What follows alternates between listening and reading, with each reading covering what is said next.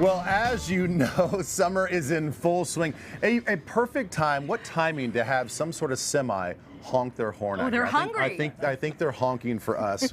Well, listen, we talked about the 12 days of grilling. We're going to get that started here with the Minnesota Beef Council and the Pork Board. Yes, and we are going to kick this off, this great series with grilled filet mignon. Look how beautiful that is. And we're joined here by Here's the Deal Spice Company owner, Tom Dockman.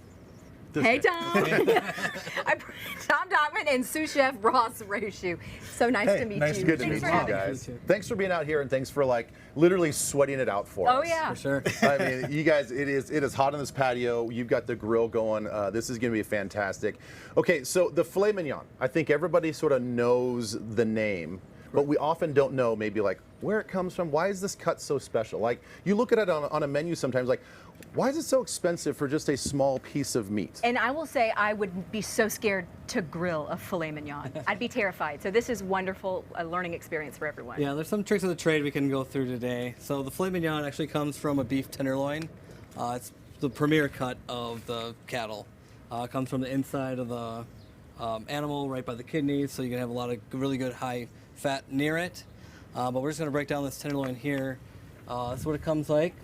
Where on different restaurant recipes, you'll see like a 10-ounce, 12-ounce tenderloin will come out of this area here. Okay. And then the Chateaubriand is the best of the best. I it's didn't usually know a that. serving for two. This is usually really nice, or a beef Wellington. And that's wrap that where up. it is in the tenderloin. It is because it's that piece. Okay. Yeah, right in the center there, yeah. And then from there on, we will go down to the other filet mignons, which would be the 8 and 6 ounce. Okay. That would be your entrees for your different steak choices. So it's near some fatty tissue by the kidneys, but it's a very lean cut of meat, right? Very lean, very tender, just absolute the best of the best. Yeah. When I order filet, I feel like it is so delicious. Like, give me more. Is it that good? It is. Okay. Yeah. What do you look for? What do you look for if you're going to go to the store? Now, it's one thing if you're at a restaurant, they kind of present it to you. Sometimes they present it to you, sometimes they don't. But if you're going to the store and you're looking for a filet, what are you looking for specifically? Yeah, so I usually go to like a butcher shop, local butcher shops. You want something nice and red. You want it to be moist, not wet. And you just want it to be a good marbling. So this one's actually very nice. So it has a lot of good marbling for being a tenderloin and a filet mignon. But you just want it to be consistently, and then you want it to be cut with a clean knife, so no frills or anything. So it's a nice, even cut all the way through, especially when you're in the shop and you see that in the case.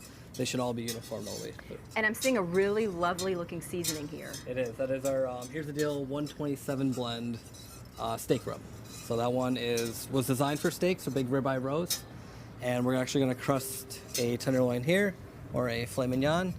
And we'll do a crusted 127 with a charred broccolini and a Tarragon Beurre Blanc. So some people might say filet is so good, all you need is butter, you don't need seasoning. Why would you say people should, hey, try the seasoning? Because we pride ourselves in organic spices, and it is, it just is a match made in heaven. And very just high amps it up? garlic, yeah. Onion, little salt, pepper, rosemary, basil, thyme, little coriander. Just all things that play very well, and just seasons it all the way through. So if we're doing a cut like this, the inside, you wouldn't be able to get, so that's why I crusted it in the 127. Okay. Yeah, So you I get can't. a little bit in every. That was cannot a nice wait for thick that. crust. Yeah. Ross, what are you making over here? So this is going to be our Tarragon Beurre Blanc to go on top. Okay. So basically what I have in the pot already, we have some sliced shallot, some peppercorn, tarragon, thyme, and a little bit of bay leaf. So going to get all those flavors along with some white wine. About a cup of white wine. We're going to reduce that down to, we call it au sec in the business, but basically that means almost dry. So you're going to reduce that all the way down. So sometimes they'll say 50%. You're going to take that even more, almost 90% down. So, really? Yep. And then you're going to basically get that down to that point. You're going to add a couple of tablespoons of heavy cream, kind of another trade secret. So we're going to make a emulsified butter sauce. So we're going to start adding, once that cream starts coming up to a boil, we're going to start adding that butter just slowly at first. I can't believe that butter's not melted already. It's been out for about 5 minutes and it's already melting. So that's Makes your great. job easier. Yeah, exactly. So we're basically going to be kind of slowly melting that butter down. So we're going to make that really patience nice. is key. Patience is key with this kind of sauce. So you're going to get that emulsified. So you're not going to have that separation between the milk solids and that cream. So Well, all the you're gonna really ingredients get are that things nice. people just love. Yep. So thanks to TV Magic, we have almost one of those Okay. prepared for you here that I made in back. So we're gonna add a little bit of tarragon, not that. We're gonna just mix this through, and then once Tom is finished with that steak, we're just gonna ladle that And right on Tom, top. how long did that didn't take any time at all? A little TV magic. Okay, here. good. Okay. Well, TV Magic, but if for everybody that wants to make it at home, what is the temperature? What's the time? What are you looking for when you want kind of the perfect steak? Sure. So this one I cooked to medium rare. That's how I like my steaks. And you actually can tell with the pooling of the blood on top. Yeah. Although that would be a perfect mid rare. Pull it off, let it sit for about 2 or 3 minutes, and then I would plate it after that. And I love that you can have it looking so beautiful without like all the cut marks I would have to check. I guess I could just do a thermometer, Keep on but going. Yeah, figured exactly. that- That's why we got these bad Yeah, boys. we got a thermometer here, instant read. It's just gonna pop right in. So this one's registering right about 120. It's gonna be a perfect mid rare. and the Okay, blood so you pooling knew, on the you top knew is that. helpful. Yeah, you knew that just based on the look. Correct. Yep. So you're just looking for that the juices to kind of pop up to the top, come to the surface, maybe a feel too, probably with it a little bit. Yeah, there's a lot of tricks of the trade. A lot of chefs teach you different ways. I like to promote the right tools to get the right answers. You can do the feel. People are great with that. But if you got a thermometer, you can't go wrong. And that makes you feel confident because you know Exactly. Sure does. you You can look the at perfect it. temperature every time. You know. Yeah, I mean, and then you let it sit. Is that right? I Is do. that I'll let most it steaks you let sit for what, at least 5 minutes? Depending on the size. So maybe like the Chateaubriand, that would probably sit for about 7 minutes, just for it to all the cookedness to go all the way through. These would probably be about 5. This would be about 3. We could probably plate this up right now.